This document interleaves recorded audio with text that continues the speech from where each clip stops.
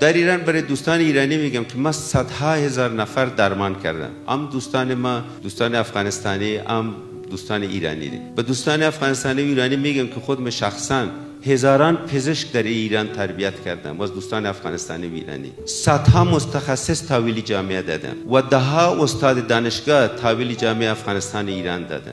کسی که چون شما اکثرا در ایران زندگی میکنین، ما از ایران اسم بگیریم یک نفر، آقای قاضی‌زاده هاشمی، معاون مجلس ایران، کاندید ریاست جمهوری ایران، این دانشجوی ما بود به دانشگاه مشهد. اینو به دوستان افغانستانی و ایرانی هم بگم که ما اگه آمدیم در ایران هم اینجوری که تو سجاده اشاره کرد، ما فقط نیامده اینجا مشکل ایجاد کنه برای جامعه ایران یا برای جامعه افغانستان، برای به دو تا جامعه او چیزی که توان ما بوده انجام دادیم.